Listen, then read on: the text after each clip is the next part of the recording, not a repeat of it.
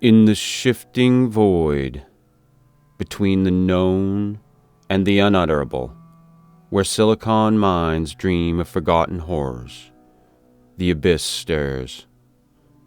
Welcome to AI Lovecraft, where machine intelligence weaves eldritch tales beyond mortal comprehension. Listen if you dare.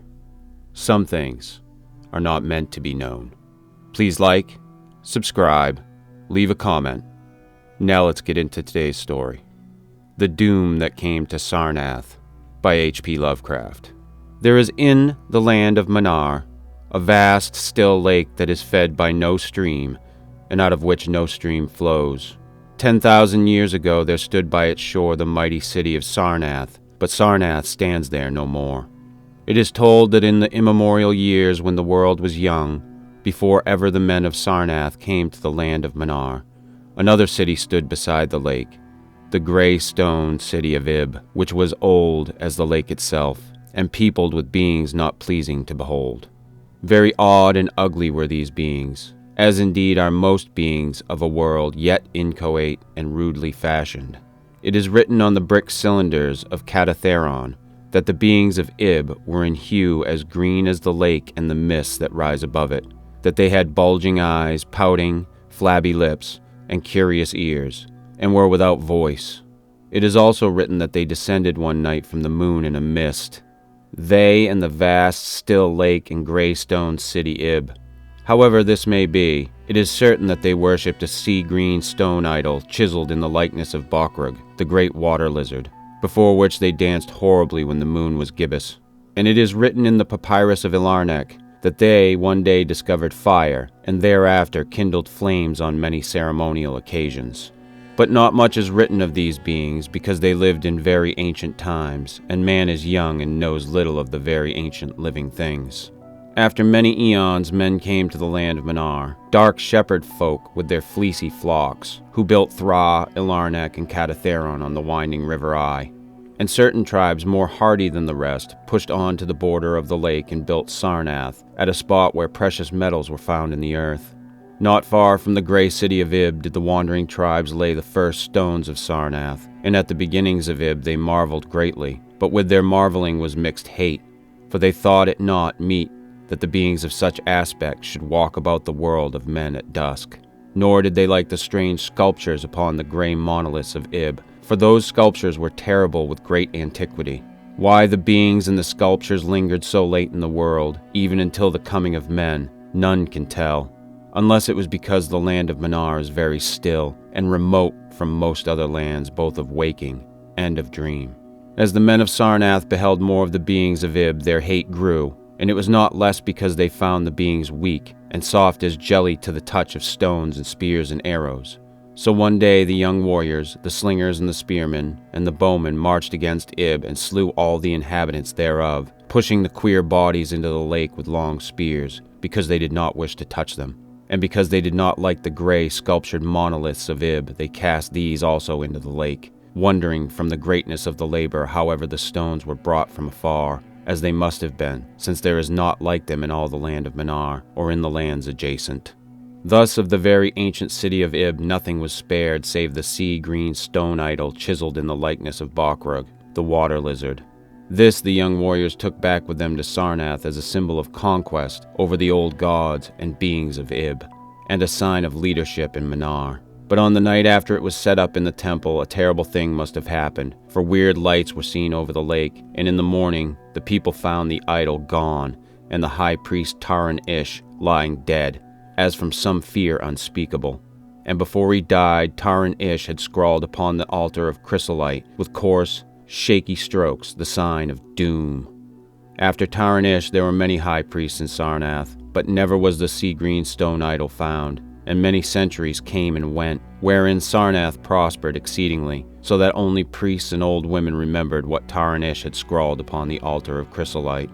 Betwixt Sarnath and the city of Ilarnek arose a caravan route, and the precious metals from the earth were exchanged for other metals, and rare cloths and jewels and books and tools for artificers, and all things of luxury that are known to the people who dwell along the winding river Eye and beyond.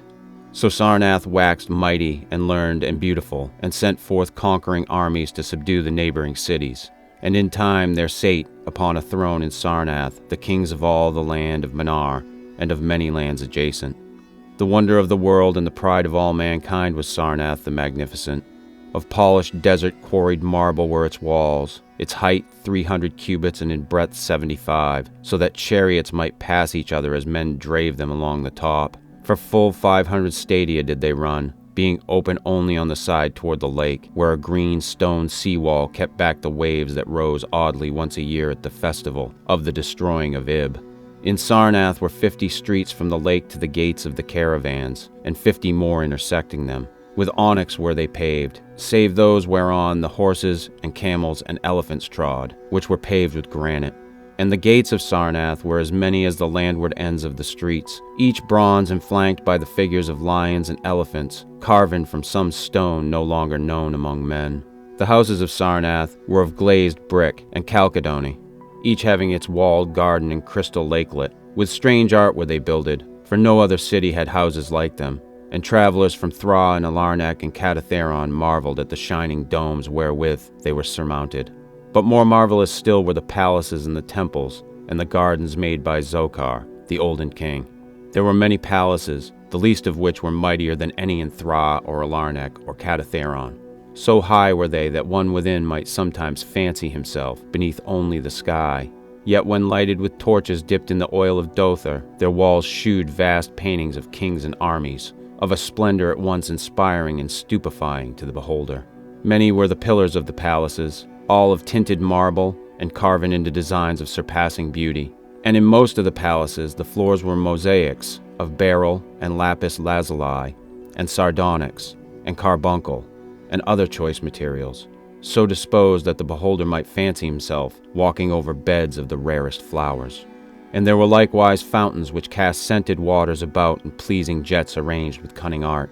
Outshining all others was the palace of the kings of Mnar and of the lands adjacent. On a pair of golden crouching lions rested the throne, many steps above the gleaming floor. And it was wrought of one piece of ivory, though no man lives who knows whence so vast a piece could have come. In the palace there were also many galleries, and many amphitheaters where lions and men and elephants battled at the pleasure of kings. Sometimes the amphitheaters were flooded with water, conveyed from the lake in mighty aqueducts, and then were enacted stirring sea fights, or combats betwixt swimmers and deadly marine things. Lofty and amazing were the 17 tower-like temples of Sarnath, fashioned of a bright, multicolored stone not known elsewhere. A full 1,000 cubits high stood the greatest among them, wherein the high priest dwelt with a magnificence scarce less than that of kings. On the ground were the halls as vast and splendid as those of the palaces, where gathered throngs in worship of Zo-Kalar and Tamash and Lobon, the chief gods of Sarnath, whose incense-enveloped shrines were as the thrones of monarchs. Not like the icons of other gods were those of Zokar and Tamash and Lobon, for so close to life were they that one might swear the graceful bearded gods themselves sate on the ivory thrones. And up unending steps of shining zircon was the tower chamber, wherefrom the high priest looked out over the city and the plains and the lake by day, and at the cryptic moon and significant stars and planets and their reflections in the lake by night. Here was done the very secret and ancient rite in detestation of Bokrug, the water lizard, and here rested the altar of chrysolite, which bore the doom scrawl of Taran-Ish.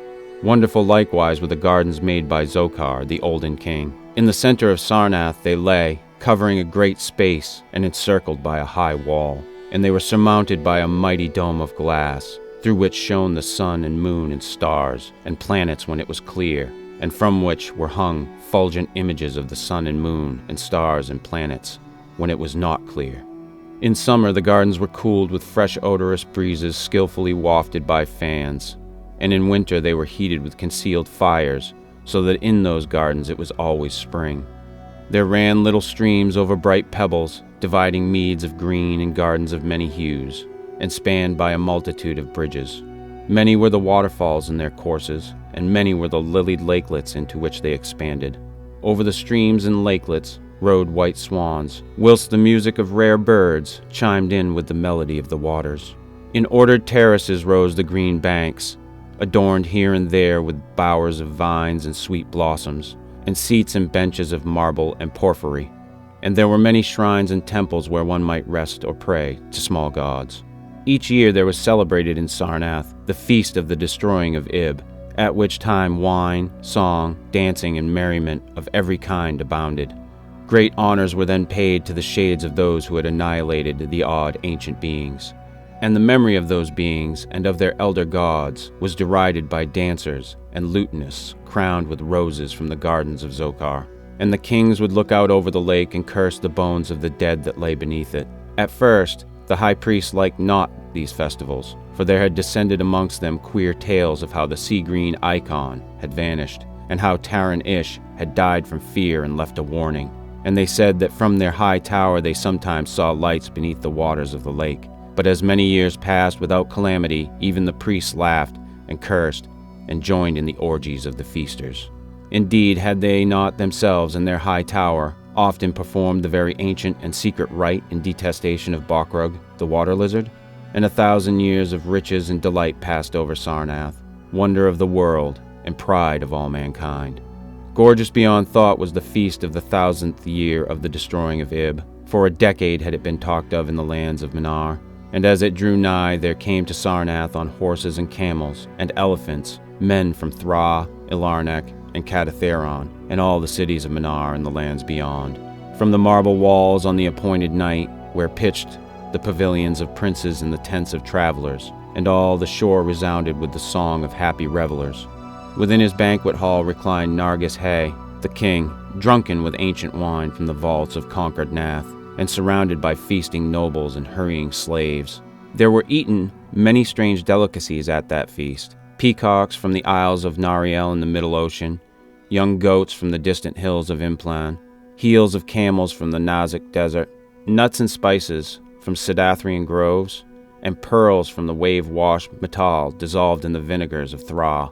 Of sauces there were an untold number, prepared by the subtlest of cooks in all Mnar, and suited to the palate of every feaster. But most prized of all the viands were the great fishes from the lake, each of vast size, and served up on golden platters set with rubies and diamonds.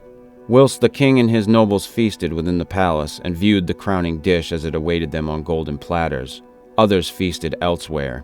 In the tower of the great temple the priests held revels, and in pavilions without walls the princes of neighboring lands made merry. And it was the high priest of Nai-Ka who first saw the shadows that descended from the gibbous moon into the lake, and the damnable green mist that arose from the lake to meet the moon and to shroud in a sinister haze the towers and the domes of fated Sarnath. Thereafter those in the towers and without walls beheld strange lights on the water, and saw that the grey rock Akirion, which was wont to rear high above it near the shore, was almost submerged, and fear grew vaguely yet swiftly, so that the princes of Ilarnek and of Far Rokal took down and folded their tents and pavilions, and departed for the river Ai, though they scarce knew the reason for their departing. Then close to the hour of midnight, all the bronze gates of Sarnath burst open, and emptied forth a frenzied throng that blackened the plain, so that all the visiting princes and travelers fled away in fright. For on the faces of this throng was writ a madness, born of horror unendurable, and on their tongues were words so terrible that no hearer paused for proof. Men whose eyes were wild with fear shrieked aloud of the sight within the king's banquet hall, where through the windows were seen no longer the forms of Nargis Hay and his nobles and slaves, but a horde of indescribable green, voiceless things with bulging eyes, pouting, flabby lips, and curious ears. Things which danced horribly, bearing in their paw golden platters set with rubies and diamonds containing uncouth flames. And the princes and travelers, as they fled from the doomed city of Sarnath, on horses and camels and elephants, looked again upon the mist-begetting lake, and saw the grey rock Akirion was quite submerged. Through all the land of Mnar and the lands adjacent spread the tale of those who had fled from Sarnath, and caravans sought that accursed city, and its precious metals no more. It was long ere any traveler went thither, and even then only the brave and adventurous young men of distant Felona dared make the journey. Adventurous young men of yellow hair and blue eyes, who are no kin to the men of Mnar. These men indeed went to the lake to view Sarnath, but though they found the vast still lake itself, and the grey rock Akirion which rears high above it near the shore, They beheld not the wonder of the world and pride of all mankind. Where once had risen walls of 300 cubits and towers yet higher, now stretched only the marshy shore, and where once had dwelt 50 millions of men, now crawled only the detestable green water lizard. Not even the mines of precious metal remained, for doom had come to Sarnath. But half buried in the rushes was spied a curious green idol of stone, an exceedingly ancient idol coated with seaweed, and chiseled in the likeness of Bokrug, the great water lizard. That idol, enshrined in the high temple at Alarnak, was subsequently worshipped beneath the gibbous moon throughout the land of Mnar.